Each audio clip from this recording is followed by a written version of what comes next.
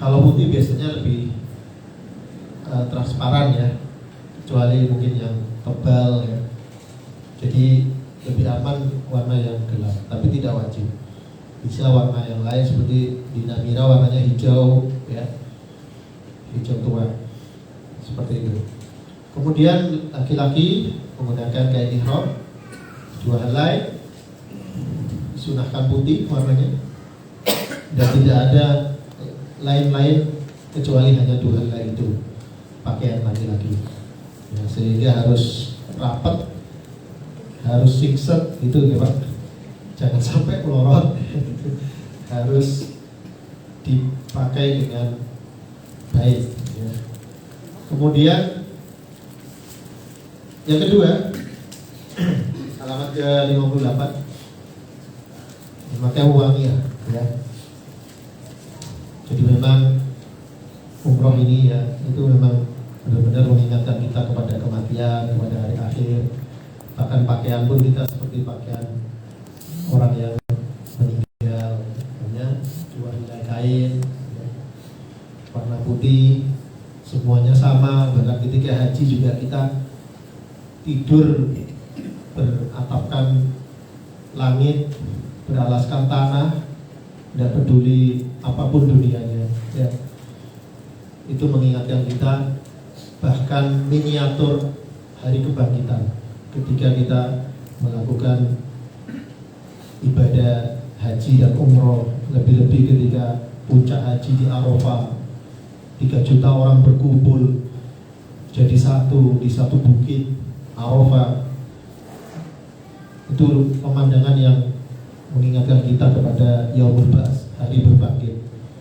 Semua pada menengadahkan tangan, meminta pada Allah, menangis dengan dosa-dosa yang dilakukan ya. Itu gak ada kenikmatan lagi yang begitu menenangkan hati kecuali kenikmatan ketika kita beribadah kepada Allah seperti itu. Lain ya.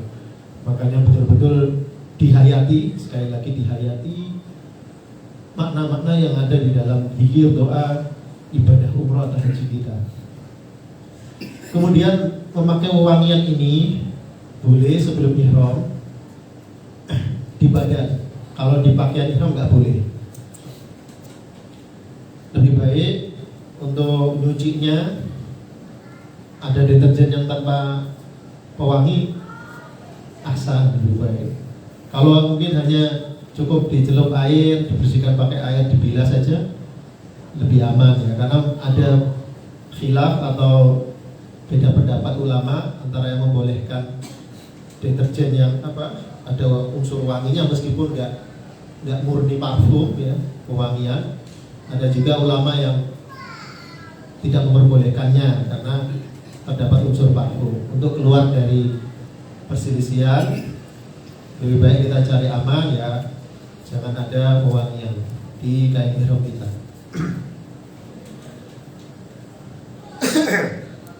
Ketika udah terlanjur mungkin ada wanginya, kemudian kita cuci lagi pakai air, masih tercium wangi, tidak ada masalah karena udah dibilas pakai air ya. Kemudian yang ketiga, boleh memakai pakaian ihram dari rumah yang tadi saya sampaikan ya, di pesawat. Kalau susah ya dari rumah. Mungkin mikotnya di Madinah Dzul Hulaifah, ihramnya dari hotel Madinah bukan di Dzul Hulaifah. Ya tidak apa-apa, nanti di sana baru meniatkan, melafadzkan ihramnya. Kemudian yang keempat, membaca talbiyat ihram. Jika semua sudah siap, pakaian sudah dikenakan, kemudian bertalbiyah. Labbaik Allahumma umratan, Allahumma hadhihi umratun la riya'a fiha wa la sum'ah. Nah, seperti ini. Ada juga lafaz yang lainnya dari Nabi SAW juga, labbaik Allahumma umratan, gitu saja, juga sama-sama dari Nabi SAW, diluas ya. Mungkin di buku yang lain ditemukan hanya singkat seperti itu, tidak ada masalah. Nah, begitu ya Bapak-bapak, Ibu, untuk talbiyah ihram. Kemudian Yang kelima, tidak melakukan larangan ihram. Setelah mengucapkan talbiyah berarti sudah berlaku larangan-larangan ihram yang tidak boleh dikerjakan. Ketika larangan-larangan ihram dikerjakan, umrohnya bukan batal, tapi dia harus membayar dam atau denda. Apa saja yang perlu dihindari ya ketika kita sudah berihram? Pelanggaran yang paling berat pertama, melakukan hubungan intim ketika ihram, kemudian bercumbu, mencium, memandang dengan syahwat, maka ini harus dihindari. Kemudian halaman berikutnya, mencukur rambut kepala. Jika ada gangguan sakit kepala lalu bercukur, maka harus membayar fidyah, memberi makan 6 orang fakir miskin, puasa selama 3 hari, atau ditebus dengan cara menyembelih 1 kambing tadi, membayar dam atau denda menyembelih 1 kambing. Kemudian dilarang memotong kuku, menikah maupun menikahkan atau melamar selama ihram. Kemudian membunuh binatang buruan di sana, memakai minyak wangi baik di badan maupun di pakaian. Ketika sudah ihram dilarang memakai wangian di badan maupun di pakaian. Kemudian mengenakan pakaian yang berjahit sehingga menutup tubuh bagi pria, tidak boleh. Kemudian larangan menutup bagian kepala dengan memakai sesuatu yang langsung menempel, seperti peci sorban bagi pria, tidak boleh. Kemudian khusus wanita dilarang memakai niqab, penutup muka atau cadar, dan sarung tangan selama ihram.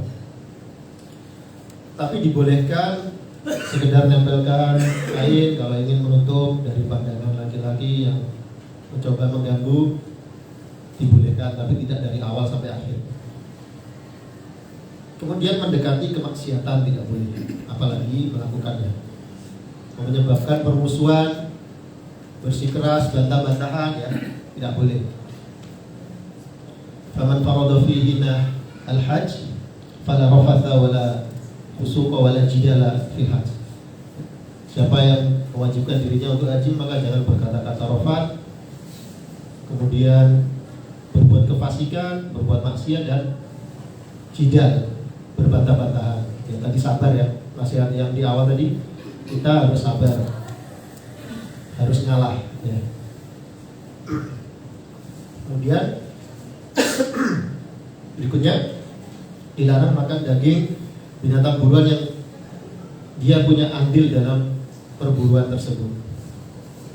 Kemudian yang keenam, yang juga penting, mengucapkan persyaratan umroh bagi orang yang sakit atau mempunyai penyakit berat atau yang khawatir terhalang sesuatu. Maka boleh mengucapkan syarat, yaitu dengan membaca lafaz Allahumma mahilli haitsu habastani. Ya Allah, tempat tahalulku ini di mana engkau menahanku. Maksudnya kenapa tempat tahalulku? Karena akhir dari umroh itu tahalul. Jika Bapak Ibu nanti sudah mengucapkan lafaz ini ya, ketika ihram, ketika Bapak Ibu sudah mengucapkan labbaik Allahumma umratan tadi, kemudian dilanjutkan ini Allahumma mahilli haitsu habastani, jikalau seandainya yang tidak kita harapkan, waliyadzubillah, ada sesuatu yang membuat terhenti umroh kita di luar puasa, kejadian kohar atau force majeure, itu Allah Subhanahu wa taala sudah menggugurkan kewajibannya, sah umrohnya tanpa mengulangi lagi. Meskipun belum semua rukun terlaksanakan. Ya, misalkan baru tawaf, kemudian sa'i, belum sa'i, ternyata ada kejadian luar biasa, katakanlah seperti itu di luar puasa. Ya, mungkin ada bencana dan lain-lain. Nah, kita berlindung pada Allah dari hal tersebut. Untuk jaga-jaga, tidak ada salahnya kita mengucapkan lafaz ini ya. Karena jika Anda mengucapkannya pada awal umroh, kemudian Anda berhalangan menyempurnakan umroh karena alasan yang syar'i seperti sakit atau terjadi peristiwa yang menakutkan, tertahan, di suatu tempat, maka Anda boleh bertahalul dengan mencukur pendek rambut dan tidak wajib membayar dam. Tidak wajib membayar denda untuk menyembelih seekor kambing untuk fuqara, untuk orang-orang miskin di kota Mekah. Namun jika itu terjadi sementara Anda tidak mengucapkannya, maka Anda harus membayar dam dan mengqadha umrohnya, mengganti umrohnya. Nah seperti itu nanti akan kita praktekkan di sana insyaallah. Kemudian yang ketujuh, tidak ada sholat sunnah ihram. Tidak ada sholat sunnah tertentu untuk umroh, tetapi bagi mereka yang mikotnya di Zulhulaifah bin Ali dianjurkan sholat sunnah 2 rakaat di mikot tersebut karena adanya dalil, adanya petunjuk tentang sholat sunnah 2 rakaat di lembah Aqiq yang diberkahi, dan Allah SWT memerintahkan Rasulnya sholat di sana.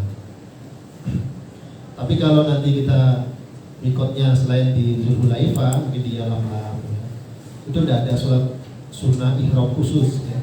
Ketika nanti kita di pesawat ya, ada ya.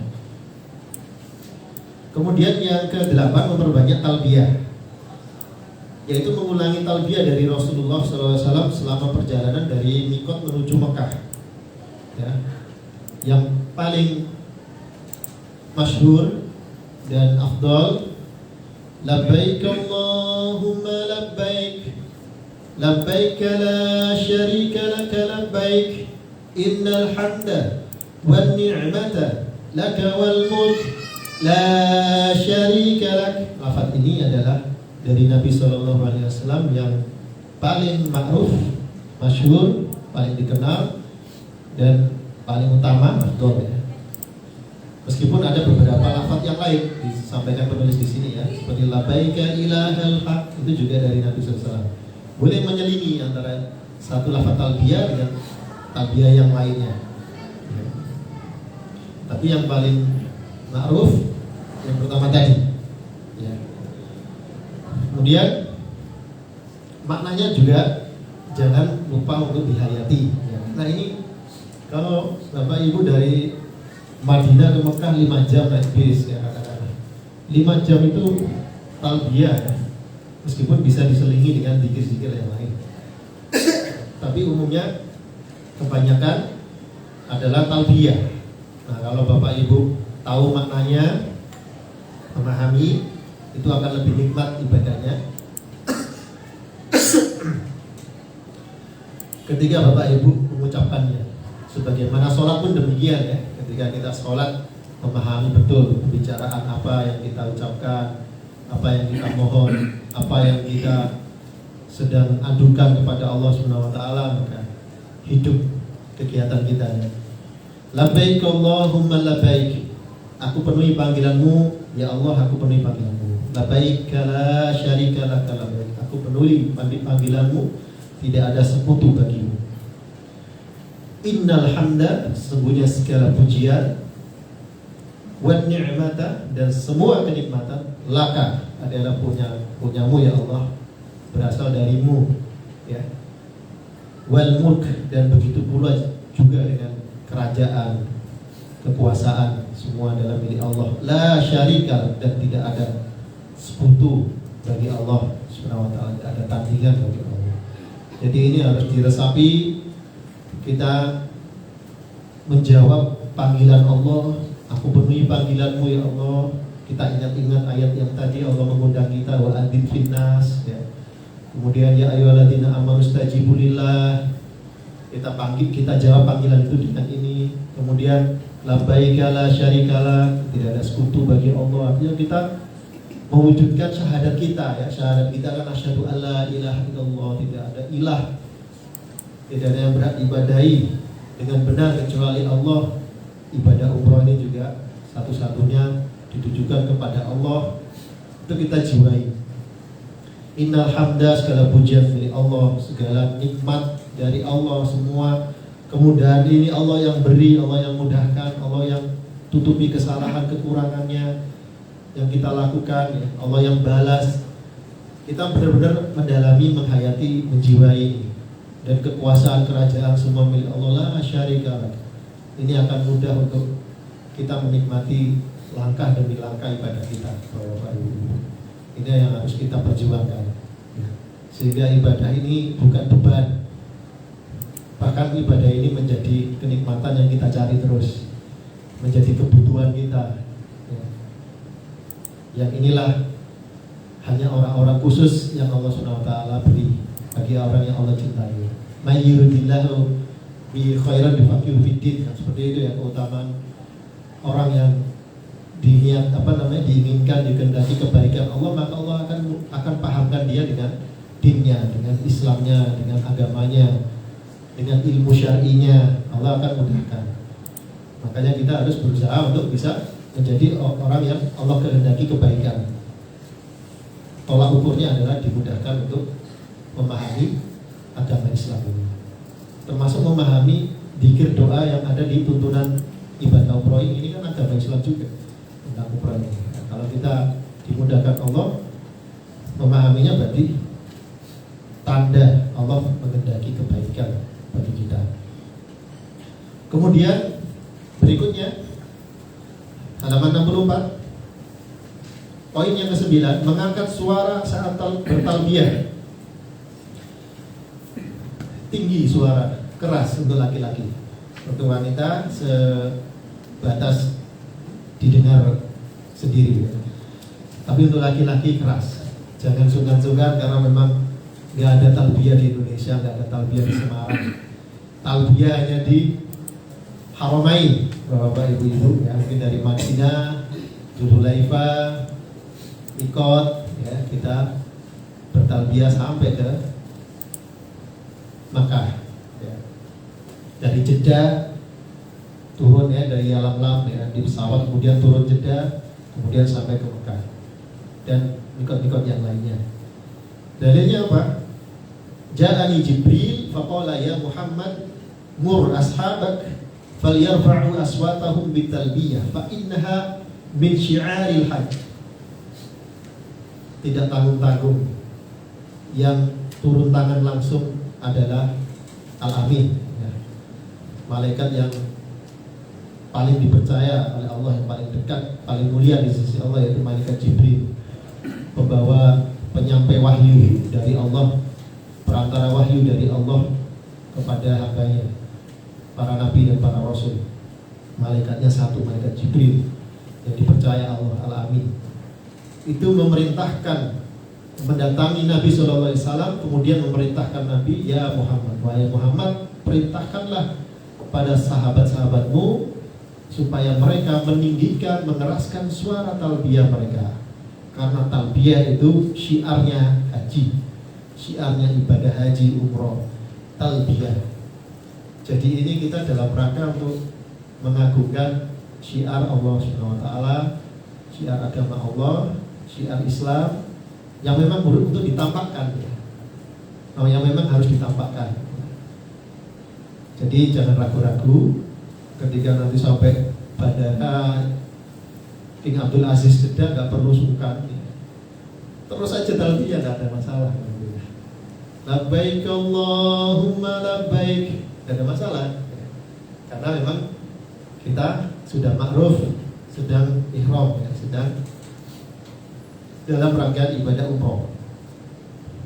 Kemudian boleh menyelingi bacaan talbiyah dengan takbir dan tahlil, ya, seperti Allahu Akbar, tahlil, la ilaha illallah di sela-sela talbiyah. Apabila sudah melihat atau masuk Masjidil Haram, maka hendaknya Anda bersegera menghentikan bacaan talbiyah. Ketika sudah melihat Ka'bah, sudah di Masjidil Haram, baru berhenti. Nah, gitu ya Pak.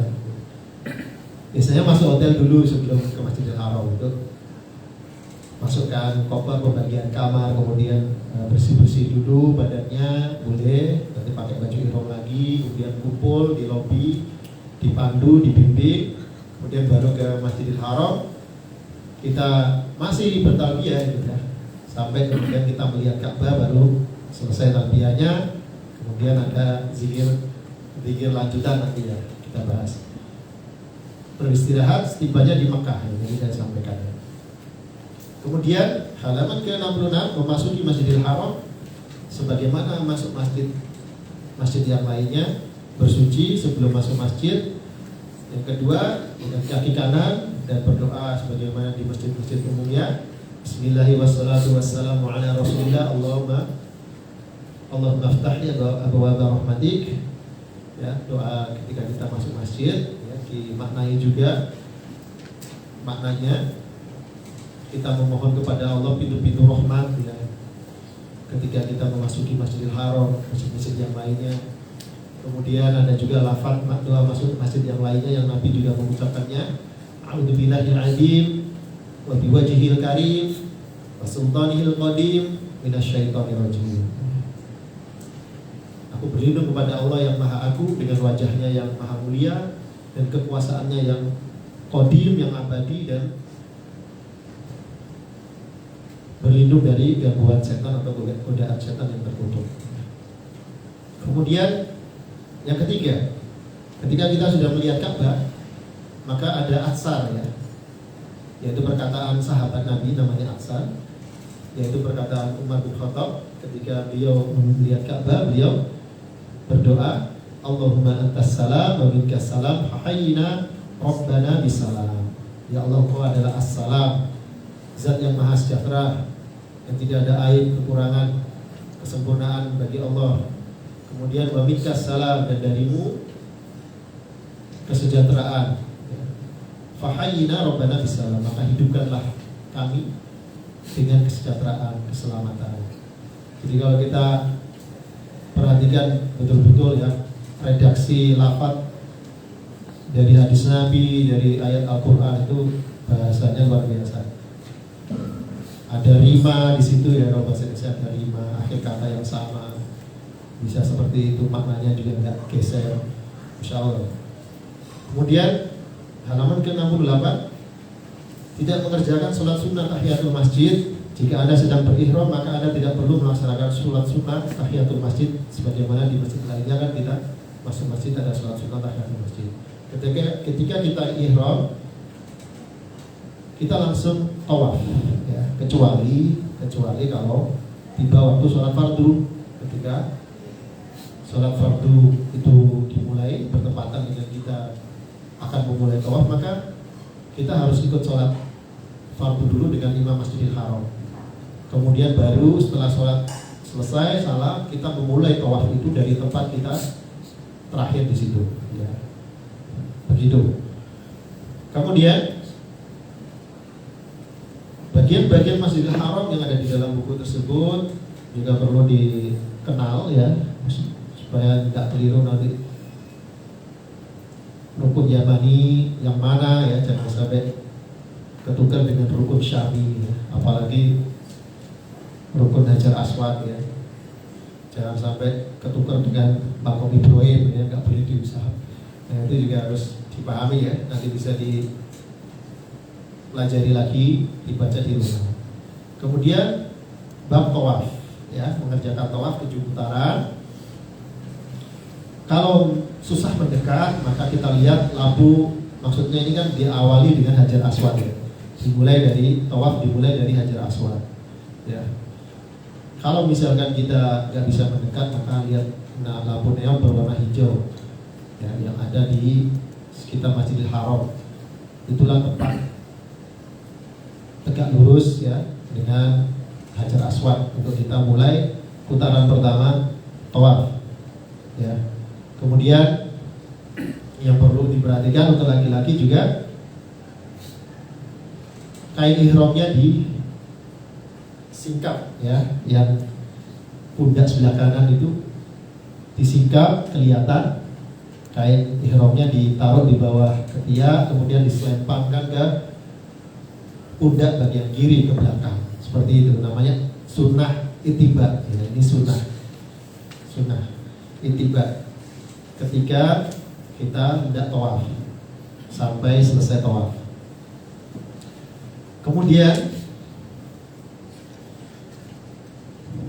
setelah itu halaman ke-70, tata cara mengerjakan tawaf ya, sebagaimana dalam keterangan tersebut. Putaran pertama, mengusap Hajar Aswad dengan tangan kanan, lalu menciumnya.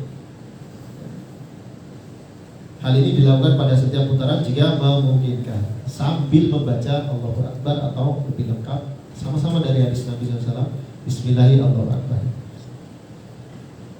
Kemudian jika tidak mungkin mencium Hajar Aswad, maka cukup mengusapnya dengan tangan kanan lalu mencium tangan tersebut sambil membaca Allahu Akbar atau Bismillahirrahmanirrahim, Allahu Akbar. Nah, kembali lagi, Umar bin Khattab pernah menyampaikan ketika beliau tawaf, wahai Hajar Aswad, kalau bukan saya lihat Nabi SAW itu mencium kamu, aku tahu kamu hanya batu dan aku gak akan mencium kamu. Ya, meskipun keutamaan Hajar Aswad di dalam riwayat yang sahih juga adalah batu dari surga yang dulunya berwarna putih, kemudian karena dosa manusia semakin gelap warnanya. Tetapi tidak ada keutamaan khusus kecuali kita hanya mengikuti Nabi SAW ketika beliau tawaf. Begitu saja, karena inti ibadah adalah ittiba, mengikuti, mentaati, dan kita tahu siapa yang menyuruh, yaitu Allah Subhanahu wa taala, dan kita tahu sifat, nama dan sifat Allah Subhanahu wa taala dengan kesempurnaannya sehingga kita sami'na wa ata'na, sekali mendengar dan kami taat, meskipun hikmahnya belum kita ketahui ya, belakangan baru kita tahu. Nah, itu seorang muslim sifat dasarnya adalah sami'na wa ata'na. Kemudian dimulai, jika tidak memungkinkan mencium Hajar Aswad tadi, tidak memungkinkan mengusap ya. Kalau nggak mungkin mencium ya, mencium tangan yang dipakai usap. Kalau dua-duanya juga nggak memungkinkan karena berdesak-desaan dan kita dilarang untuk menzalimi ketika kita sedang ihram ya, untuk mengejar sesuatu yang sunnah. Mencium Hajar Aswad itu kan sunnah, sedangkan kita melukai orang lain, mengganggu orang lain adalah haram, apalagi sedang ihram. Maka kita cukup dengan memberi isyarat dari jauh, pas posisinya dengan Hajar Aswad ya, menghadap Hajar Aswad, dengan mengucapkan zikir Bismillahirrahmanirrahim atau Allahu Akbar tadi, tanpa mencium tangan yang dipakai untuk memberi isyarat. Bedanya seperti itu.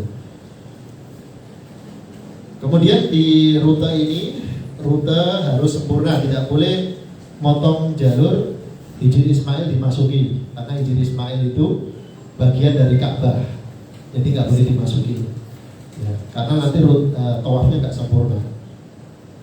Kemudian halaman ke-72, jangan mendesak mendorong sesama jamaah yang tadi ya sudah saya sampaikan ya. Kemudian C, tawaf mengelilingi Ka'bah dengan menjadikan Ka'bah berada di sebelah kiri sisi badan kita. Satu putaran terhitung mulai dari Hajar Aswad sampai kembali ke Hajar Aswad lagi.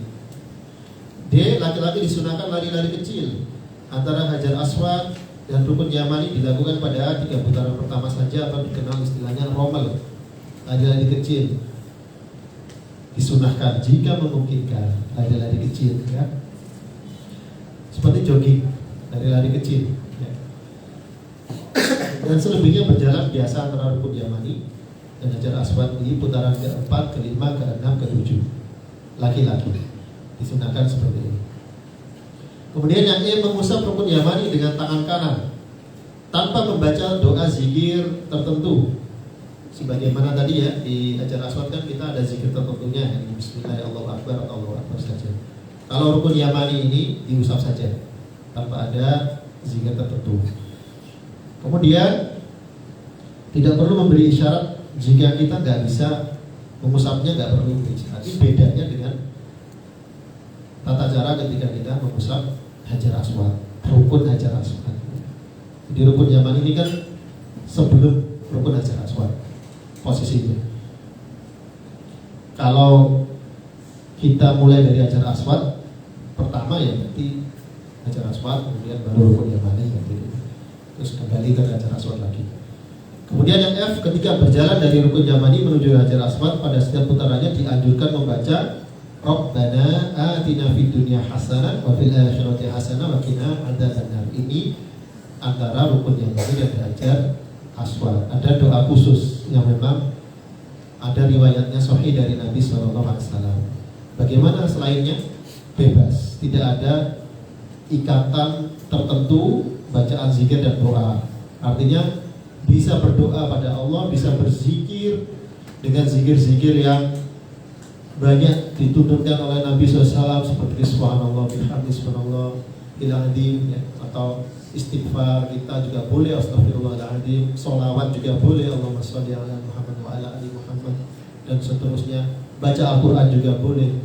Selama tawaf bebas, dan tidak ada zikir doa tertentu, dan tidak perlu untuk keras-kerasan antara satu jamaah, satu kelompok dengan kelompok yang lain.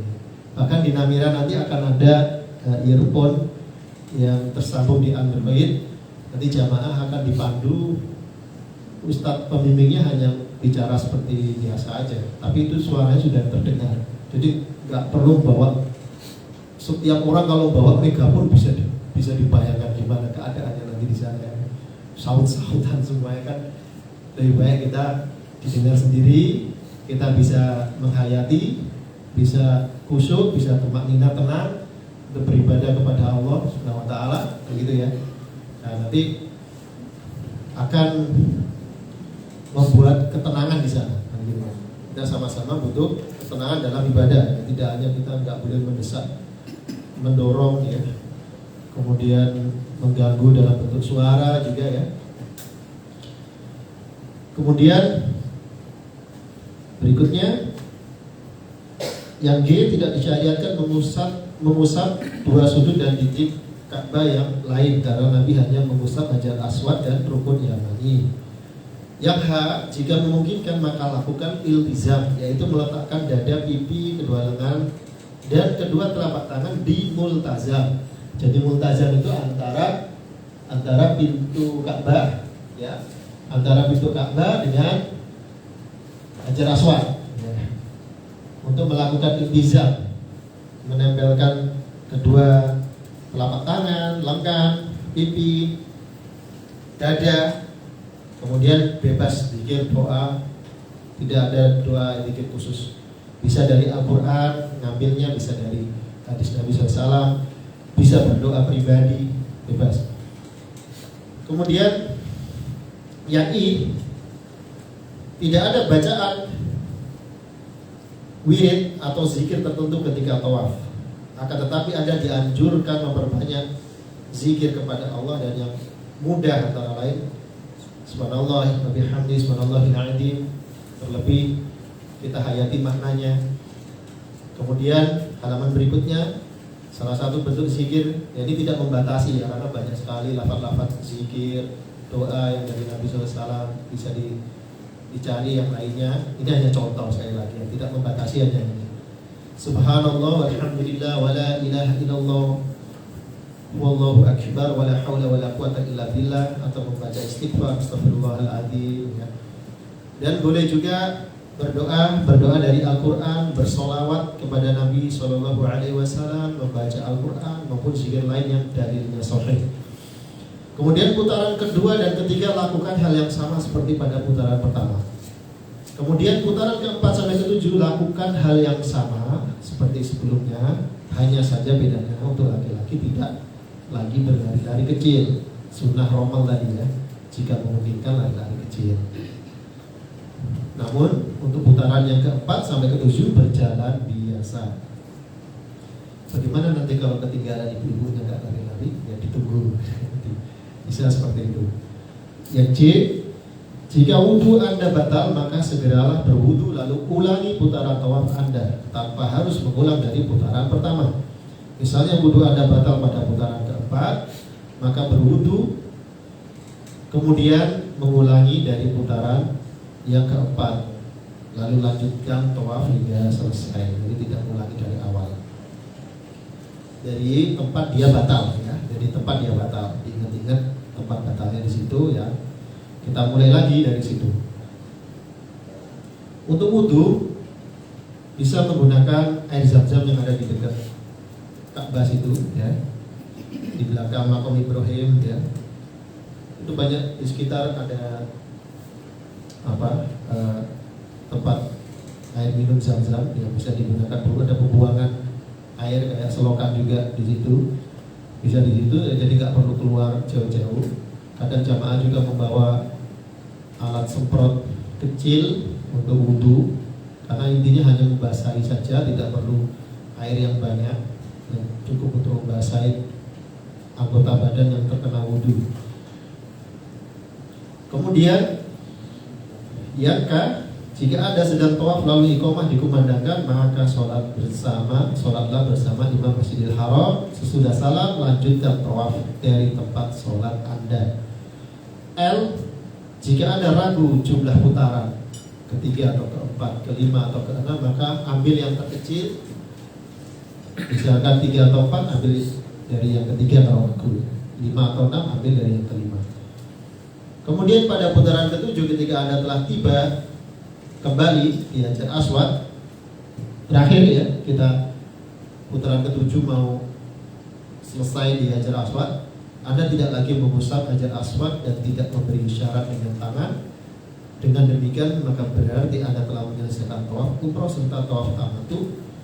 Tapi Anda nanti setelah sholat sunnah di belakang makam Ibrahim, setelah minum air Zam-Zam, baru akan mengusap Hajar Aswad itu tadi ya. Kalau bisa mencium, kalau nggak bisa ya mencium tangannya dipakai mengusap. Kalau nggak bisa ya seperti tadi ya, cukup melambaikan tangan atau beri isyarat. Itu terakhirnya seperti itu sebelum sa'i ya. Ini nanti akan dijelaskan. Kemudian halaman berikutnya nomor 2, menutup kedua pundak. Nah, kan selesai tawaf ya tadi ya. Tutup kembali pundaknya. Kemudian menuju ke makom Ibrahim sambil membaca wattakhidhu min maqami Ibrahim musalla. Membaca ayat dari surat Al-Baqarah ayat 125, dan jadikanlah makam Ibrahim itu tempat sholat sunnah tawaf kita. Di belakang makam Ibrahim, tidak harus di belakang persis, yang penting ada di bagian belakang yang memungkinkan. Kemudian kerjakan sholat sunnah ba'da tawaf, kerjakan di situ ya, jika memungkinkan. Kemudian sebelum memulai sholat sunnah tersebut, kaum laki-laki menutup kembali kedua pundaknya sebagaimana gambar ya. Kemudian halaman 78, dianjurkan, disunahkan pada sholat ini membaca surat berikut. Rakaat pertama Al-Fatihah Al-Kafirun, rakaat kedua Al-Fatihah Al-Ikhlas. Ini kedua surat ini perwujudan dari syahadat kita Bapak Ibu ya. Surat Al-Kafirun itu maknanya di situ adalah berlepas dirinya kita terhadap peribadahan kepada selain Allah. Bagaimana kita bersyahadat asyhadu alla ilaha, aku bersaksi bahwa tidak ada ilah yang benar untuk diibadahi ya, kan gitu ya. Kemudian surat Al-Ikhlas itu isinya apa? Allahu Ahad. Kita menetapkan bahwa hanya Allah satu-satu yang Maha Esa, satu-satunya yang berhak diibadahi. Allahus Somad, satu-satunya yang dituju untuk memenuhi semua hajat kebutuhan makhluk. Lam yalid walam yulad, tidak beranak diberanakkan, walam yakul lahu kufuwan ahad, tidak ada yang setara dengan Allah Subhanahu wa taala. Tidak ada sekutu bagi Allah. Makanya kita dalam syahadat kita illallah gitu ya. Setelah kita asyhadu alla ilaha, kemudian kita tetapkan illallah, tidak ada ilah yang berhak diibadahi dengan benar, kemudian kita tetapkan illallah, kecuali Allah. Itu ada di dalam surat Al-Ikhlas. Begitu penjelasan para ulama mengenai hikmah ditetapkannya, disunahkannya bacaan surat Al-Kafirun dan Al-Ikhlas ini. Kemudian yang keempat, meminum air Zam-Zam. Setelah sholat sunnah tawaf, kita menuju ke belakang itu ada tempat air Zam-Zam. Sunnahnya kita minum air Zam-Zam. Kebetulan habis tawaf kan, kalau minum air Zam-Zam seger gitu ya. Di dalam hal ini ada keutamaan ma'u Zam-Zam lima syuribalah. Air Zam-Zam itu khasiatnya sesuai dengan apa dia niatkan ya, ketika dia minum ya. Boleh dengan doa yang diriwayatkan oleh Ibnu Abbas ini ya, sahabat Ibnu Abbas radhiyallahu an. Beliau berdoa ketika minum air Zam-Zam, Allahumma inni as'aluka ilman nafi'an wa rizqan wasi'an wa shifaan min kulli da'. Ya Allah, aku minta kepadamu ilmu yang bermanfaat, rezeki yang luas, dan syifa, penyembuh, obat bagi semua penyakit. Kembali lagi, kita minum dan berdoa ini harus didasari dengan ketakwaan sehingga terwujud apa yang dikatakan oleh Nabi SAW tadi. Ma'u zamzam lima syuribalah. Air zam-zam itu khasiatnya sesuai dengan yang meminumnya, sesuai dengan niat yang meminumnya, yang meminum air zam-zam itu. Dan ini syariat ya, yang diperintahkan oleh Allah Subhanahu wa taala ya. Jadi tidak semua air, nanti ada dukun pakai minum air ini, wah ini sudah jauh ya. Yang air zam-zam ini adalah yang Allah Subhanahu wa taala syariatkan khusus ya, dan tetap kita meyakininya Allah Subhanahu wa taala ya memberikan ilmu yang bermanfaat tadi sesuai doa, obat bagi semua penyakit ya. Kemudian rezeki yang luas. Kita tetap memintanya kepada Allah Subhanahu wa taala, dan Allah yang memerintahkan dengan bersamaan dengan itu kita minum air zam-zam. Dan sejarah air zam-zam pun ini juga bukan seperti air biasa yang lainnya ya. Sejarah dari Hajar dan Nabi Ismail ya, ketika menjalankan perintah Allah, kemudian malaikat Jibril diutus oleh Allah Subhanahu wa taala untuk membuka mata air zam-zam itu ya, dalam satu riwayat dengan sayapnya, pukulan sayapnya. Dan Masya Allah, entah sudah berapa ribu tahun yang lalu, air itu tidak pernah habis. Dan ini salah satu ayatun bayinatun, ayat yang bayinah, yang jelas tentang kebesaran kebenaran Allah Subhanahu wa taala. Air yang diminum jutaan orang setiap hari, berapa orang di situ umroh, berapa juta orang haji setiap tahunnya, tapi tidak pernah habis. Masya Allah, tabarakallah. Kemudian jadi lainnya dengan airnya Ponari ya, Pak Harto ya. Saking Jombang Pak Harto, airnya sama batunya Ponari lain ya. Kemudian sejarahnya juga lain jauh. Kemudian berikutnya halaman 80. Ya, setelah kita minum air zam-zam tadi, itu diguyurkan sisanya ke kepala. Bebas. Mau dipenuhi airnya baru diguyur atau sisa sedikit, sedang boleh. Basah tidak apa-apa, memang harus basah. Kemudian baru kembali untuk tadi ke Hajar Aswad. Kalau bisa mengusap, mencium. Kalau nggak memungkinkan ya memberi isyarat, ya kan? Tanpa kita mencium tangan yang dipakai untuk memberi isyarat. Kemudian baru menuju ke Safa Marwah, halaman ke-80 ya. Halaman ke-80 Safa Marwah. Untuk melaksanakan rukun umroh yang kedua, yaitu sa'i. Setelah kita sudah selesai, rukun yang ketiga yaitu sa'i. Setelah kita sudah selesai rukun ihram dan rukun tawaf, sekarang rukun Islam, rukun umroh yang ketiga yaitu sa'i. Sa'i ini menuju Safa, Bukit Safa dulu untuk melaksanakan sa'i di antara Bukit Safa dan Marwah. Kemudian membaca ayat berikut ketika sudah mendekati Bukit Safa. Wattakhidhu min maqam inna as-safa wal marwata min sya'airillah faman hajjal baita aw i'tamara fala junaha 'alaihi an yatawwafa bihima wa man tatawwa khairan fa innallaha syakirun 'alim. Jadi membaca ayat surat Al-Baqarah ayat 158 ini ketika sudah dekat dengan Bukit Safa ya. Dan ini dimaknai, makna dari ayat ini sesungguhnya Safa dan Marwah itu di antara syiar-syiar Allah, agama Allah. Maka barang siapa yang berhaji di Baitullah dan berumrah, maka tidak ada dosa baginya untuk dia tawaf atau sa'i di antara keduanya. Kenapa tidak ada dosa? Sejarahnya karena dulu sebelum penaklukan Mekah masih dikuasai kaum kafir Quraisy, orang-orang musyrik orang-orang jahiliyah, sebagaimana juga dimanapun sekarang orang-orang yang belum beriman pada Allah, tempat-tempat ibadah itu penuh dengan berhala, penuh dengan tempat-tempat dilakukan kesyirikan. Dan dulu Safa Marwah ini tempat orang-orang Arab jahiliyah itu menyembelih untuk berhala-berhala mereka, memuja-muja berhala mereka, sebagaimana mereka juga beribadah kepada Allah. Jadi mereka itu mengenal Allah, tapi juga membagi ibadahnya dengan berhala-berhala. Makanya mereka dinamakan kaum musyrik, ya, orang musyrikin. Bukan mereka ateis, tidak mengenal Allah, bukan. Mereka mengenal Allah, tapi mereka tidak ikhlas, tidak bertauhid, tidak hanya menjadikan Allah yang berhak diibadahi. Sehingga mereka beribadah, berdoa pada Allah, mereka juga berdoa kepada pohon-pohon yang besar, penunggu yang ada di dalamnya, jin-jin, jimat-jimat. Ya sebagaimana kita lihat sebagian kaum muslimin sekarang.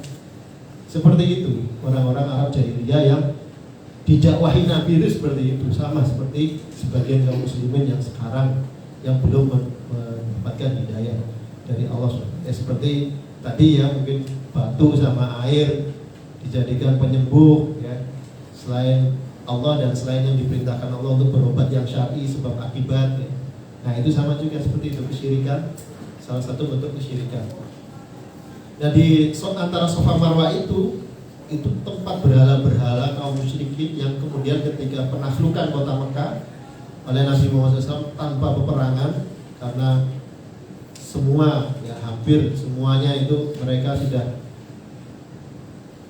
menerima, bahkan berbondong-bondong untuk masuk Islam. Orang-orang yang dulu memusuhi Nabi, mengusir Nabi dan para sahabat, sampai mengejar-ngejar mau menghabisi di Gua Hiro, sampai datang ke Madinah mau membantai kaum muslimin di Madinah. Mereka itu semuanya menerima Nabi SAW, bahkan mempersilahkan beliau dan Nabi SAW dengan jiwa yang besar, memaafkan, memberikan keamanan bagi mereka yang dulu memusuhi Nabi SAW. Bahkan bagi yang belum masuk Islam pun oleh Nabi SAW diperjanjikan supaya taat, supaya tidak berbuat gangguan kepada kaum muslimin, supaya patuh, dan semuanya diberikan keadilan oleh Nabi Muhammad SAW. Ketika itu dibersihkan Masjidil Haram, Ka'bah yang sebelumnya digantungi beraneka ragam berhala dibersihkan oleh Nabi SAW. Kuburan-kuburan yang ditinggikan, yang dibuat rumah-rumah pemujaan untuk mereka bertabaruk, meminta kepada penghuni kubur itu juga sama Nabi SAW diratakan, supaya tidak menjadi media atau sarana kesyirikan. Patung-patung di kota Mekah, Masjidil Haram juga dibersihkan. Jadi yang buat patung-patung itu sebenarnya ya bukan sejak sekarang, tapi sejak zamannya Nabi SAW dulu ya, itu sudah demikian. Dan beliau dakwahi, dan beliau dengan hikmah mendakwahi mereka sampai Allah mudahkan. Sekarang nyaman kita beribadah kepada Allah di tanah haram tanpa ada berhala-berhala, tanpa ada kesyirikan di sana. Bahkan dipandu, dibimbing, kalau berdoa menghadap ke makam Nabi diarahkan oleh petugasnya. Berdoa itu hadap kiblat, bukan ke makam Rasulullah SAW. Kalau ingin ke makam ya mendoakan Nabi SAW atau bersolawat, kemudian mendoakan penghuni makam baki sebagaimana kita adab ketika berziarah ke makam-makam kaum muslimin lainnya. Nanti di buku ini juga akan dijelaskan ya. Inilah kenapa tidak ada dosa, karena sahabat ragu, ini dulu tempat kesyirikan di sini ya. Ragu-ragu, kemudian turunlah ayat ini.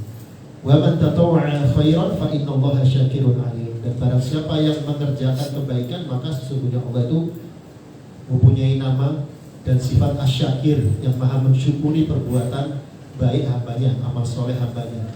Dan alim, Allah maha mengetahui, Allah maha melihat ibadah kita, Allah maha mengetahui niat-niat baik kita ya. Sehingga yakin para sahabat waktu itu untuk menunaikan sa'i di Safa dan Marwah. Sejarahnya demikian, Bapak Ibu. Kemudian ketika sudah membaca ayat ini, baru kemudian membaca dari hadis Nabi Sallallahu Alaihi Wasallam, abda'u bima bada Allah bi. Aku memulai dengan apa yang Allah mulai. Nah, ini maksudnya kita nggak melangkahi Allah dan Rasulnya dalam hal hidayah, petunjuk, tuntunan ya. Artinya kita tetap cari dalilnya, cari petunjuknya, baru kita mulai, kan gitu ya. Kaidahnya ibadah kan berhenti sampai ada dalil menunjukkan untuk ibadah. Oh ini ada petunjuk dari Allah, kita mulai, kan gitu. Nah, kemudian perlu kita ketahui di sini Safa dan Marwah itu berawal di Safa putaran pertama, kemudian putaran yang ketujuh berakhir di Marwah. Dari Safa ke Marwah terhitung satu putaran. Dari Marwah ke Safa satu putaran juga, sampai putaran ketujuh berakhir di Marwah. Dan jarak sekitar 450 meter. Kalau di total 7 putaran 3,1 kilometer. Jadi latihan bisa jalan sehat pagi-pagi, bisa jogging ya, supaya di sana tidak kaget, apalagi sampai kram di sana ya kawan. Pemanasan dulu, latihan ya, supaya lancar di sana. Ya. Pagi-pagi jalan sehat, jogging, sore-sore ya, dalam rangka untuk ibadah kita lancar di sana. Kemudian di antara Safa dan Marwah ini ada tanda hijau yang nanti ada sunnahnya, anjuran untuk berlari cepat. Sebagaimana ini kita mengikuti uswah dari Hajar ketika beliau mencari air. Jadi beliau kan idan la yudoyikun Allah. Kalau begitu, kalau memang Allah yang perintahkan kamu demikian ninggalin anak istri di sini, dengan hikmah Allah gak akan menyia-nyiakan hambanya. Tidak berhenti di sini. Hajar ketika air perbekalan yang dikasih secukupnya, mungkin hanya 3 hari habis dari Nabi Ibrahim, kurma air habis, nangis bayinya. Beliau mewujudkan tawakalnya dengan berusaha sekuat tenaga untuk mencari sumber air dari Bukit Safa ke Marwah, berputar 1, 2, 3, 4, 5, 6, 7 kali putaran belum ketemu. Akhirnya Allah SWT membenarkan kejujuran iman dari Hajar ini dengan memberikan pertolongan berupa air Zam-Zam yang kemudian Nabi Ismail alaihissalam ini minum dari itu, dan kemudian menjadi tempat yang penuh diberkahi oleh Allah SWT. Nah, berikutnya kemudian tata cara mengerjakan sa'i. Baik, tata cara mengerjakan sa'i putaran pertama ya, di halaman ke-82. Putaran pertama itu ada zikir khususnya, beda dengan tawaf ya. Pertama takbir, Allahu Akbar, Allahu Akbar, Allahu Akbar 3 kali. Kemudian poin yang kedua dengan ada lingkaran hitam 1, 2, 3. Itu zikir khususnya. Nanti setelah zikir khusus ini ada doa bebas yang tadi saya sampaikan. Siapkan doa yang sebanyak-banyaknya itu setelah ini, setelah zikir khusus yang dari Nabi SAW. Yang kedua, la ilaha illallah wahdahu la syarikalah, lahul mulku wa lahul hamdu yuhyi wa yumitu wa huwa ala kulli syai'in qadir. Nah, ini yang kedua. Setelah membesarkan Allah, kemudian hanya Allah yang berhak diibadahi, tidak ada sekutu bagi Allah, memuji Allah, Allah yang yuhyi wa yumit, yang maha menghidupkan, yang maha mematikan, wa huwa ala kulli syai'in qadir, dan berkuasa atas segala sesuatu. Zikir yang ketiga, ini jadi satu paket, ini isinya 3 zikir khusus ini. Yang ketiga, la ilaha illallah wahdahu la syarikalah, ajjaza wa'dahu wa nasara 'abdahu wa hazama al-ahzaba wahdah. Tidak ada ilah yang berhak diibadahi kecuali Allah, wahdah, satu-satunya. La syarikalah, tidak ada sekutu baginya. Anjaza wa'dah, dia Allah melaksanakan janjinya kepada Hajar tadi ya, dan Nabi Muhammad SAW, para Nabi, semuanya ditepati oleh Allah janjinya, diberi pertolongan. Wa nasara abdah, dan Allah menolong hambanya. Begitu juga dengan pengikut Nabi SAW, para sahabat dan kaum muslimin hingga hari kiamat. Janji Allah, pertolongan Allah akan datang bagi orang-orang yang mengusahakannya di jalan Allah. Kemudian wa hazamal ahzaba wahda, dan dia Allah yang satu-satunya mengalahkan bala tentara kaum musyrikin. Di perang Badar kita tahu bagaimana, di perang-perang yang lainnya Nabi SAW ditolong oleh Allah SWT. Nah, kemudian setelah 3 zikir khusus ini, ya, setelah zikir khusus ini, poin B yang di halaman 83, itu waktunya untuk berdoa bebas yang tadi saya sampaikan. Nah, setelah ini baru berdoa bebas. Salah satu contoh doanya, ini bukan membatasi, hanya ini doanya. Ini ada doa dari sahabat Ibnu Umar radhiyallahu anhu. Beliau Ibnu Umar ketika berada di Bukit Sofa, ketika umroh, ketika sa'i, beliau berdoa. Salah satu doanya ini yang diriwayatkan, yang terriwayatkan.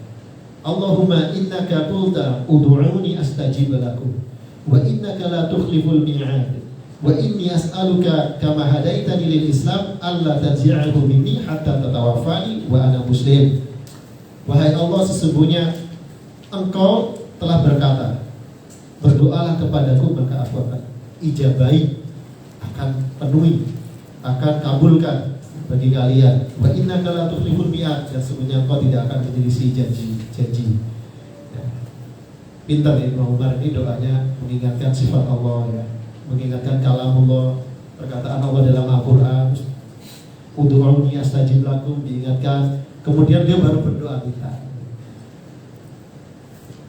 Wa inni as'aluka kama hadaitani lil Islam alla tanzi'ahu minni hatta tatawaffani wa ana muslim. Dan sesungguhnya aku Ibnu Umar, aku meminta kepadamu ya Allah, sebagaimana Engkau telah memberi hidayah aku kepada agama Islam ini, janganlah Engkau cabut hidayah Islam ini dariku sampai Engkau mewafatkan aku wa ana muslim, dan dalam keadaan aku orang yang berserah diri beribadah hanya kepadamu atau seorang muslim. Nah, ini salah satu doa yang teriwayatkan, doa meminta kebaikan dunia dan akhirat, kebaikan agama oleh Ibnu Umar. Dan kemudian bisa berdoa sepanjang-panjangnya, selama mungkin, tidak dibatasi. Tadi contohnya ada yang dari jam 9 yang mulai umroh 9 malam selesai jam 2. Itu umroh mandiri, artinya izin ke pembimbing, saya nanti balik sendiri ke hotel atau nanti ketemuan di mana. Seperti itu bisa juga. Kalau ikut rombongan kan berarti harus ikut rombongan, artinya kan tidak bisa sesuai dengan durasi yang diinginkan perorangan gitu. Ada juga jamaah yang seperti itu, Pak. Karena mungkin ya sudah bisa dimengerti lah, kita nanti keluar dari pintu King Abdul Aziz Gate misalkan, terus kemudian ketemunya di Menara Jam, kelihatan kita di bawah Menara Jam itu ada WC 3 atau mungkin kalau hotelnya dekat dengan situ ya nggak ada masalah. Kalau misalkan pakai bis hotel, ternyata parkirannya di bawahnya Tower Zam-Zam, di bawahnya Menara Jam, kita sudah tahu ya, seperti Meridian Tower kan seperti itu, tidak masalah bagi jamaah yang minta izin untuk mandiri ya, karena bisa waktunya bisa lama. Tadi ya sampai jam 9 sampai jam 2, berarti kan dia 5 jam. 5 jam pokoknya. Seperti itu. Kemudian halaman yang ke-84, setelah berdoa, ulangi lagi, baca poin 1, 2, 3 yang zikir khusus tadi. Allahu Akbar 3 kali, la ilaha illallah yang pertama tadi, yang poin kedua, dan seterusnya. Kemudian la ilaha illallah wahda la syarikalah ajaza wahdahu, dan seterusnya. Kemudian doa lagi, bebas, doa bebas lagi. Ini kan sudah paket yang kedua ya. Kemudian setelah berdoa bebas, ulangi lagi seperti tadi, zikir khusus takbir 3 kali, la ilaha illallah yang poin kedua, la ilaha illallah dan seterusnya yang poin ketiga. Bedanya yang paket yang ketiga ini tanpa doa bebas, langsung turun menuju ke Bukit Marwah, begitu Bapak. Nanti akan lebih paham, kita praktekkan bersama di miniatur Safa Marwah. Sampai kemudian kita di Bukit Marwah pun juga demikian.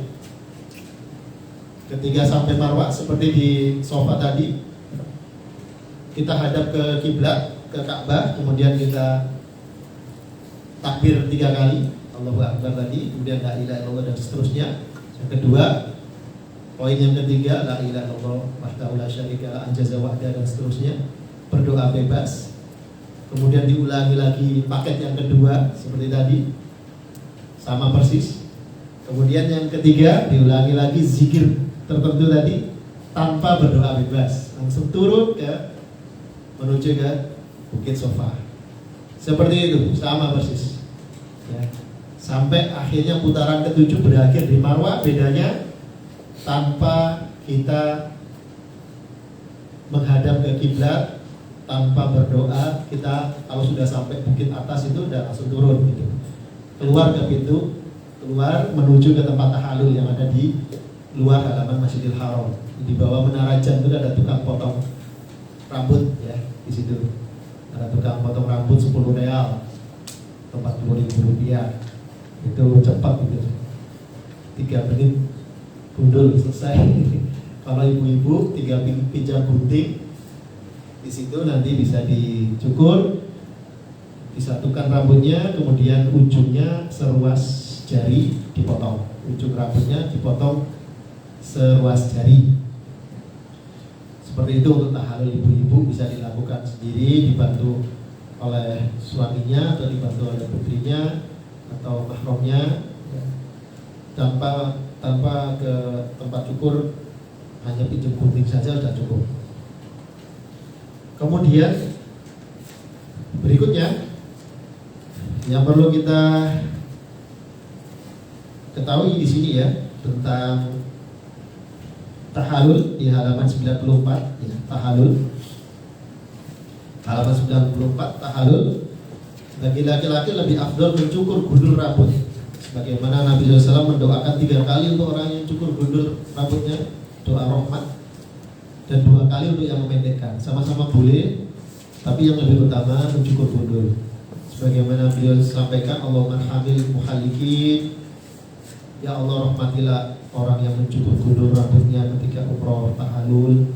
Kemudian qalu, para sahabat bertanya, wal muqassirin ya Rasulullah, dan orang yang mencukur pendek rambutnya juga didoakan rahmat ya Rasulullah. Nabi SAW masih mendoakan Allahumma hamil muhalikin, ya Allah rahmatilah orang yang mencukur gundul rambutnya. Para sahabat minta lagi, ya Rasulullah, wal muqassirin, dan orang yang memendekkan rambut juga didoakan rahmat. Baru kemudian Nabi SAW mendoakan Allahumma hamil muhalikin wal muqassirin.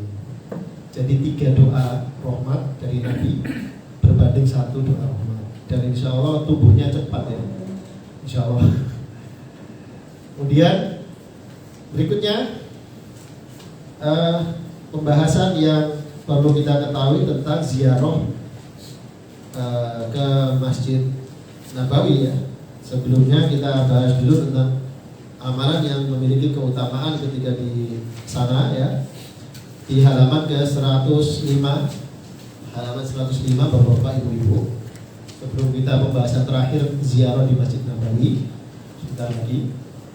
Halaman 105, keutamaan yang harus kita amalkan di sana ya.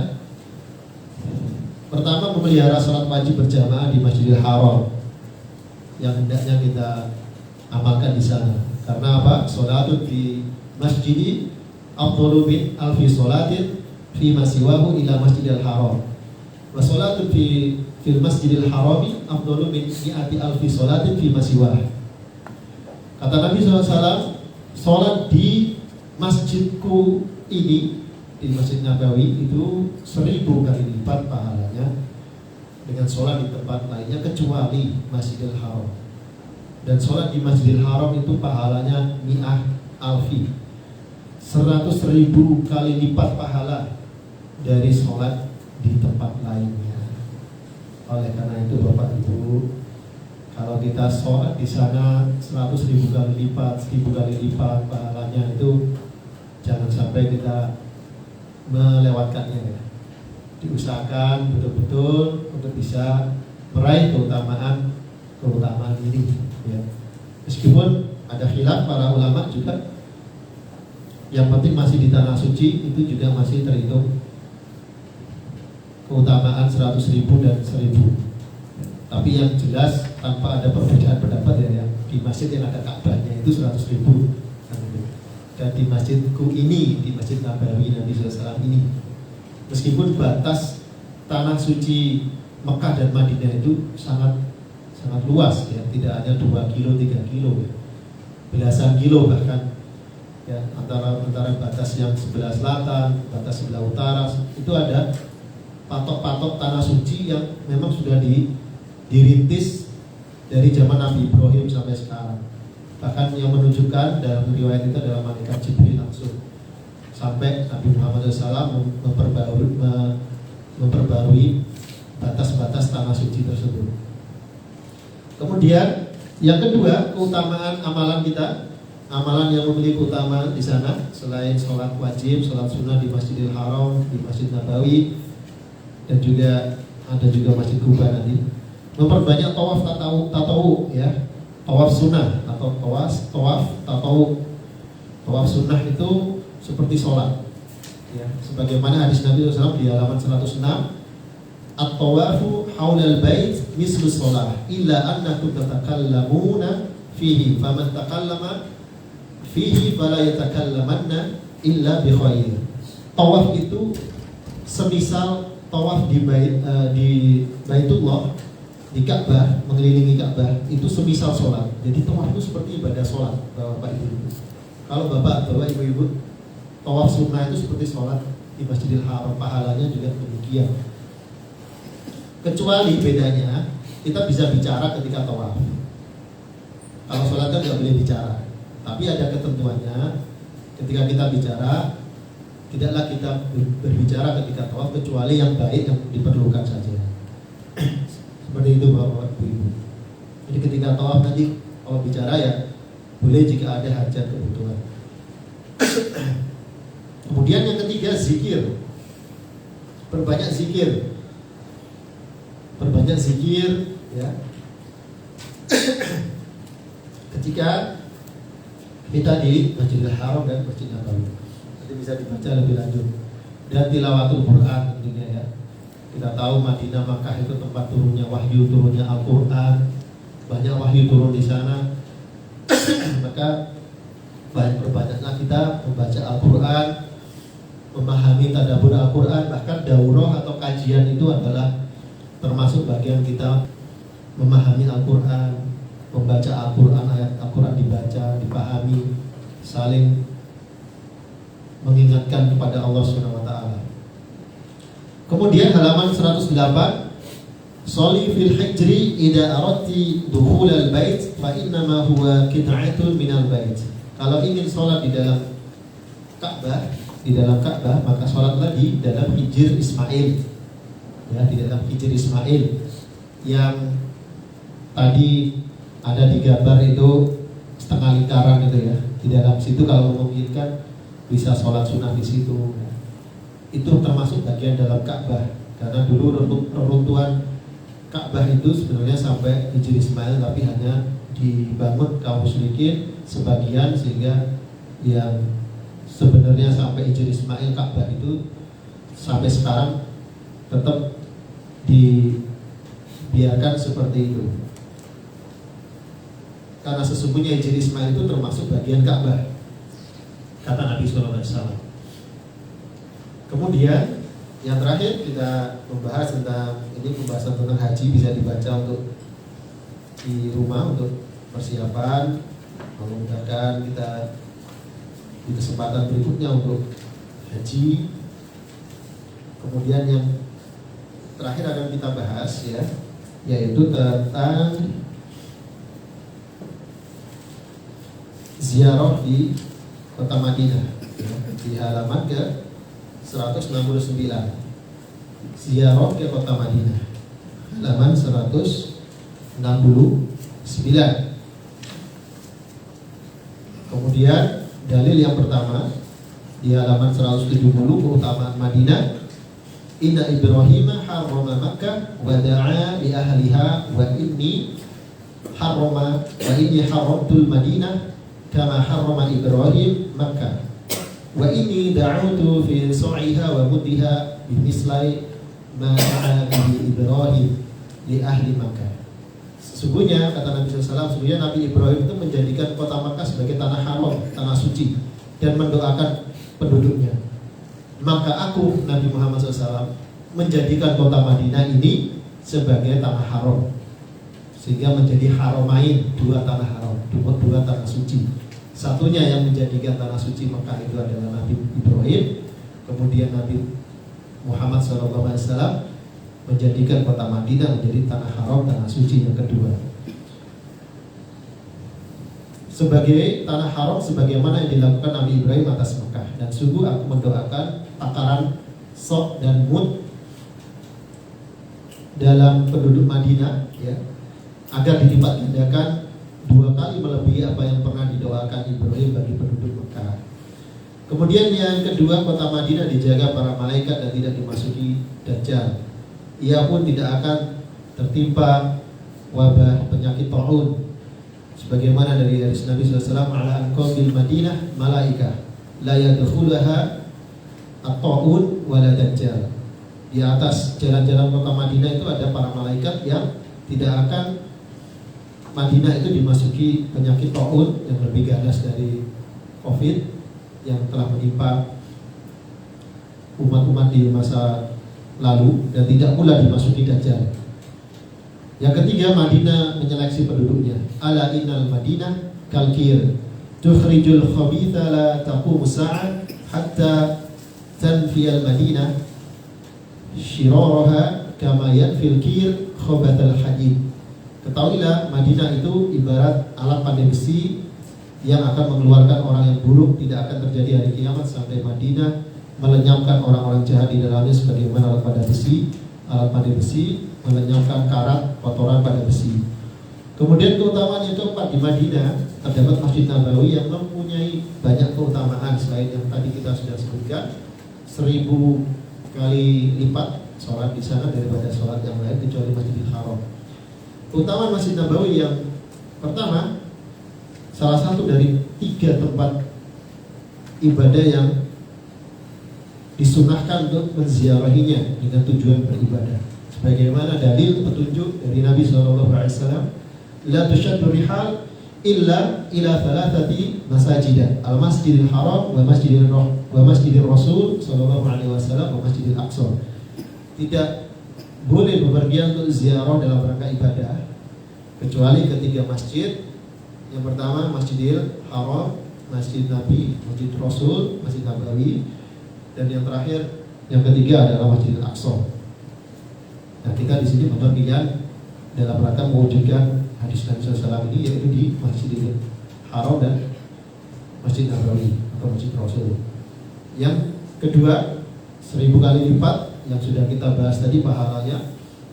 Kemudian yang ketiga, Raudhah yang ada di Masjid Nabawi, mabaina baiti wa mimbari raudhatun min riyadil jannah. Di antara rumahku dan mimbarku itu ada satu taman dari taman-taman surga, yang insya Allah nanti Bapak Ibu akan diupayakan untuk bisa berkesempatan di sana, ibu-ibu, dan nanti juga ada ustazah yang mendampingi di Raudhah, mutawif perempuan, Bapak ada mutawif yang akan mendampingi untuk bisa berada di Raudhah yang disampaikan oleh Nabi SAW ini. Dalam satu riwayat juga, Raudhah ini nanti pada hari kiamat akan diangkat kembali ke surga karena merupakan bagian dari surga. Tidak ada amalan khusus di sini bapak-bapak, ibu-ibu bisa sholat sebagaimana di bagian Masjid Nabawi yang lain, bisa berdoa sebagaimana di bagian Masjid Nabawi yang lain, bisa berzikir, bisa sholawat pada Nabi SAW, bebas, asal syar'i. Kemudian yang halaman 174, tempat yang disunahkan untuk diziarahi, pertama Masjid Nabawi untuk sholat di sana dan mengerjakan ibadah yang lainnya. Yang kedua, makam Nabi dan dua sahabat beliau, Abu Bakar As-Siddiq, Umar bin Khattab radhiyallahu anhu. Makam Nabi SAW di sini awalnya terpisah dengan masjid, karena rumah Nabi SAW itu dekat masjid. Hanya saja satu raja dalam sejarah Islam yang masanya jauh dari Khulafaur Rasyidin, jauh dari para sahabat, punya kebijakan memperluas Masjid Nabawi, sehingga akhirnya rumah beliau yang memang Nabi SAW itu dimakamkan di tempat beliau wafat, kekhususan dari Nabi, yaitu dimakamkan di tempat beliau wafat, dan beliau wafatnya di rumah beliau, maka beliau diwafatkan di situ, sehingga masuk bagian dari masjid. Jadi bukan sesuatu yang disengaja, bukan sesuatu yang memang dituntutkan Nabi seperti ini, tidak, tapi bagian dari perluasan masjid oleh salah satu raja yang bukan dari kalangan sahabat, bukan dari kalangan Khulafaur Rasyidin, dan sudah dibatasi sehingga mencegah untuk kita sholat menghadap ke makam, atau orang mudah untuk berdoa minta-minta di depan makam, sudah diupayakan. Kemudian yang ketiga, pekuburan kaum muslimin di Baqi, yakni untuk mengucapkan salam dan mendoakan mereka yang diziarahi. Dan kita ke ziarah kubur juga untuk mengingat kematian, untuk mendoakan kaum muslimin yang apalagi yang di situ para sahabat, yang para syuhada yang meninggal di pemakaman Baqi, dan juga ada di Madinah pemakaman syuhada Uhud yang ada di dekat Jabal Uhud, tempat pertempuran peperangan Uhud. Kemudian mengucapkan salam ketika berziarah ke kuburan kaum muslimin secara umum dimanapun berada, di kuburan di Indonesia juga kaum muslimin, termasuk juga di Baqi sama. Sunnahnya kita assalamu ala ahli diyar minal mu'minin wal muslimin wa yarhamullahu al-mustaqdimina minna wal mustakhirin wa inna insyaallahu bikum lalahikum. Semoga keselamatan tercurah kepada kaum beriman, orang-orang mukmin dan orang-orang muslim, dan semoga Allah merahmati orang-orang yang telah mendahului kita di antara kita dan yang akan datang. Dan sesungguhnya kami insya Allah akan segera menyusul kalian. Dari doa yang dituntunkan Nabi SAW ini aja kita tahu maknanya. Kita disuruh ziarah kubur, itu adalah untuk kita pertama mendoakan penghuni kubur dari kalangan kaum muslimin, kaum mukminin. Kemudian kita mengingat kematian juga. Tadi kita akan menyusul kalian, sehingga melembutkan hati kita. Bukan tujuan-tujuan yang dilarang oleh Allah, sebagaimana kita ingin meminta-minta kepada penghuni kubur, yang sebaliknya ya, yang dilarang oleh Allah dan Rasulnya ya. Atau kita menganggap nanti akan dimudahkan rezekinya, dimudahkan nasibnya. Nah, ini sudah tidak sesuai dengan tujuan kita disyariatkan untuk ziarah kubur. Kemudian 176 halaman berikutnya, Masjid Quba. Masjid Quba ini masjid yang pertama dibangun ketika Nabi SAW hijrah dari Mekah ke Madinah. Yang pertama dibangun bukan Masjid Nabawi, tapi Masjid Quba, dan letaknya dekat dengan Masjid Nabawi. Karena Rasulullah SAW ya'ti Masjidal Quba'in, rakiban wa masyian fayusalli fihi raka'atain. Nabi SAW itu beliau mendatangi Masjid Quba itu dalam keadaan menunggangi kendaraan atau berjalan kaki. Kemudian beliau sholat di dalamnya 2 rakaat. Nah, di sini bisa jamaah ada yang naik kendaraan, ada yang jalan kaki. Itu dua-duanya sama-sama disunahkan Nabi SAW. Kalau sekarang itu yang lagi baru-baru ini ada kendaraan kap terbuka ya. Kalau di Indonesia itu istilahnya apa? Tayo ya. Jadi bis 2 lantai gitu, yang di atas kapnya terbuka, tapi tetap ada pengamannya tinggi, itu anak-anak tetap aman. Ada seperti itu sekarang. Jamaah ada yang pakai tayo gitu ke Masjid Kuba, pakai bis seperti itu. Kemudian Nabi SAW bersabda, "Man tatahhara fi baiti thumma ata masjid Quba'in fa shalla fihi salatan kana lahu ka ajri umrah." Barang siapa yang berwudu di rumahnya lalu datang ke Masjid Quba dan kemudian sholat, maka baginya sama dengan pahala umroh.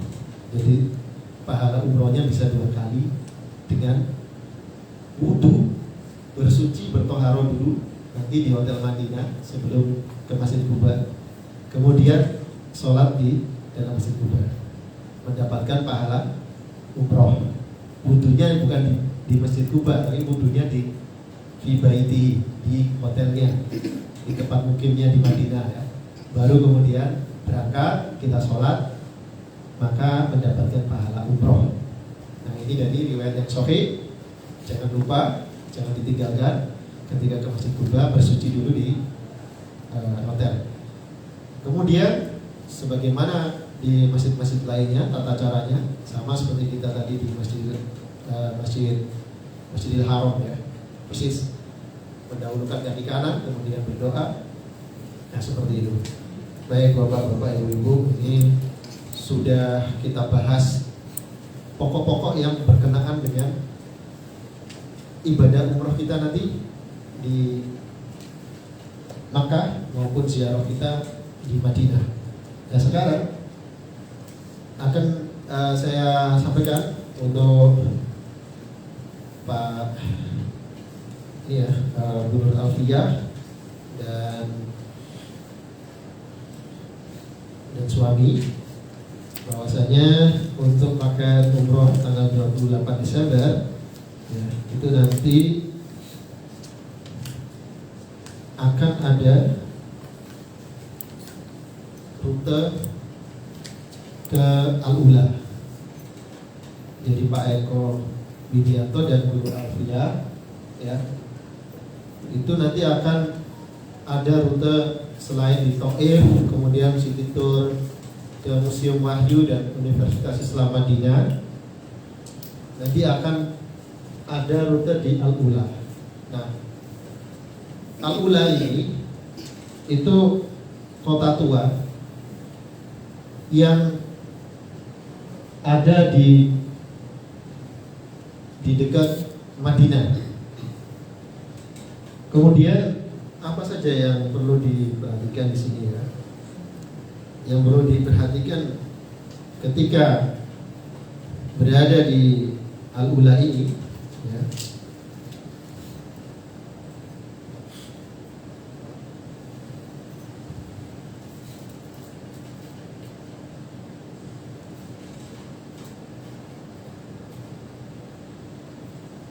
Nanti juga insya Allah akan dijelaskan oleh pembimbing Ustaz Ammar Azhari ya, bagaimana tata cara ketika kita berkunjung ke daerah yang pernah diazab oleh Allah kaumnya, sebagaimana Al-Ula atau Madain Soleh ini merupakan tempat yang dulunya kaum Samud ini diazab, kaumnya Nabi Soleh. Dalam hadis yang diriwayatkan oleh Ibnu Umar ya, lamma marra bil hijri qala la tadkhulu masakin alladhina zalamu illa an takunu bakin ay yusibakum ma asabahu thumma qana'a ra'sahu wa asra'a as-sayra hatta ajazal wadiya. Jadi Nabi SAW itu ketika melewati daerah Al-Ula Madain Soleh ini, beliau bersabda, janganlah kalian memasuki tempat tinggal orang-orang yang zalim kecuali sambil menangis. Jadi nggak boleh suasananya suasana seperti piknik, karena memang tujuannya sebenarnya adalah untuk mengambil ibroh, mengambil pelajaran, sebagaimana yang di dalam ayat Al-Quran, Qul siru fil ardi fanzuru kaifa kana aqibatul mujrimin. Katakanlah, berjalanlah kamu di muka bumi, lalu perhatikanlah bagaimana akibat orang-orang yang berdosa. Al-Qasimi rahimahullah dalam tafsirnya Mahasin Ta'wil berkata, mereka berjalan dan pergi ke beberapa tempat untuk melihat berbagai peninggalan sebagai nasihat, pelajaran dan manfaat yang berhubungan dengan keislaman dia. Jadi memang suasananya harus dibangun, suasana kita sebagaimana kita di ziarah kubur juga kan, nggak mungkin kita suasananya suasana ketawa, suasana kita bergembira gitu Pak ya. Jadi memang yang ingin dihadirkan di sini oleh Namira Travel ya, oleh Namira Travel Pusat yang membuat rute ini, Al-Ula ini, dan ini nggak wajib sih Pak, artinya pilihan saja. Kalau memang Pak Eko nggak ikut city tour yang di Al-Ula ya nggak masalah, karena ini nanti informasinya dari Ustadz Baidowi yang Direktur Namira Travel itu hanya lewat. Seperti Nabi SAW tadi, beliau ketika bersabda tadi, jangan kamu melewati tempat tinggal orang zalim kecuali sambil menangis, karena apa yang menimpa mereka jangan sampai yang menimpa mereka menimpa kalian. Lalu beliau menutup kepala beliau dengan kain selendangnya dan mempercepat perjalanannya hingga melewati daerah itu. Ketika perang Tabuk dulu kan melewati ini Pak. Ketika perang Tabuk itu melewati daerah Al-Ula ini. Beliau mempercepat langkahnya, bukan malah di situ berlama-lama, apalagi menghadirkan suasana piknik di situ ya, tidak. Nah, ini pesan dari kami dari kantor Semarang seperti itu Pak. Jadi di sini ya disampaikan di hadis berikutnya ada juga Nabi SAW bersabda, la tadkhulu ala haula'il mu'adzabin illa an takunu bakin fa in lam takunu bakin fala tadkhulu alaihim la yusibukum ma asabahum. Janganlah kalian masuki daerah umat yang diazab itu kecuali sambil menangis. Jika kalian tidak bisa menangis, jangan memasuki daerah mereka. Jangan sampai azab yang menimpa mereka menimpa kalian. Sebenarnya saya sudah sampaikan ke Ustadz Bedawi, ini berarti harus pembimbingnya harus bisa membawa suasana jamaah untuk suasana bisa menangis, suasana yang sedih kan gitu ya. Jangan sampai terjadi malah sebaliknya dari pesan Nabi SAW kan gitu ya Pak. Dan Syekh Utsaimin ya, ulama yang senior ya, yang sudah meninggal rahimahullah di Unaiza, beliau ditanya tentang hukum bolehkah mendatangi Madain Soleh atau Al-Ula dalam rangka mengambil pelajaran dari kejadian itu. Beliau menjawab, ya boleh dengan syarat tadi sesuai dengan petunjuk dalil hadis Nabi SAW, tidak memasukinya kecuali dalam kondisi menangis gitu. Karena Nabi SAW tadi sudah bersabda seperti itu. Adapun kata Syekh Utsaimin, adapun mendatangi tempat-tempat itu hanya melihat betapa kuatnya kaum Samud di masa silam, seperti turis ya, maka ini tidak boleh. Perbedaannya jelas, orang ini berangkat untuk mengukur kekuatan kaum Samud, tujuannya hanya untuk rekreasi jalan-jalan dan tidak membayangkan bagaimana azab itu menimpa mereka. Sedangkan orang yang pergi ke sana sambil menangis, kata Syekh Utsaimin, sedangkan orang yang pergi ke sana sambil menangis dan takut kepada Allah, ini tidak masalah. Untuk itu ketika Nabi SAW melewati perkampungan mereka dalam perjalanan menuju Tabuk, beliau menutup kepalanya dan mempercepat langkahnya. Nah, seperti itu ya yang kami sampaikan tentang Al-Ula ini, yang memang berbeda dengan city tour yang lain ya. Kalau city tour yang lain seperti Taif kan memang berbeda dengan Al-Ula ya. Memang ini adalah situs atau tempat diazabnya kaum Samud, kaumnya Nabi Soleh, yang di situ kita tahu kaum Samud itu di dalam surat di dalam Al-Quran itu memahat gunung-gunung menjadi tempat pemukiman mereka,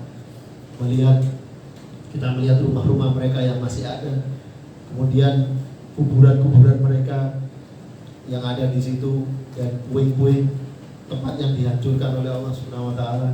Ya, jadi seperti itu Pak Eko dan Bu Arya untuk Al-Ula ini. Dan memang sifatnya pilihan saja. Artinya sebagaimana city tour yang lain, mungkin jamaah lebih suka banyak menghabiskan waktu di Masjidil Haram ya, atau di Masjid Nabawi, ya itu tidak ada masalah.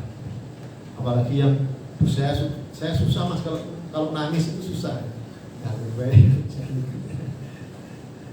Nah seperti itu yang bisa saya sampaikan. Kemudian kalau untuk jamaah pakai 24 Desember yang ingin mengendaki, mungkin kemarin ada beberapa jamaah di Jakarta juga, kalau mau city tour tambahan di luar program, mau ke Taif, nah itu bisa disampaikan ke pembimbing di sana atau tour leader, dan insya Allah bisa dengan adanya penambahan biaya untuk di luar paket tersebut yang bisa langsung nanti dikoordinasikan langsung di sana. Seperti itu, misalkan mengendaki ingin ke Taif ya, bisa saja, atau di luar program yang lainnya, city tour yang lainnya. Jadi seperti itu untuk yang bisa saya sampaikan dalam materi ini. Mungkin jika ada yang mau ditanyakan, silakan. Kalau nggak ada, nanti yang berkenan melanjutkan ke Muslimawi Jawa Tengah. Setelah ini langsung kita praktek di Muslimawi Jawa Tengah. Silakan. Mungkin ada yang perlu ditanyakan. Ya, Ustaz. Kalau di sana sholat di jamak ya? Kalau Gimana? kita sampai ke sana ini sholatnya di jamak ya? Kalau ya, di tadi, maksudnya tadi kan kita suruh lebih banyak sholat jamaah di Masjidil Haram. Kalau biasanya nggak di jamak. Nggak di jamak. Iya. Kalau keumumannya sholat di sana mengikuti jamaah di Masjidil Haram dan Masjid Nabawi. Ada lagi yang perlu ditanyakan?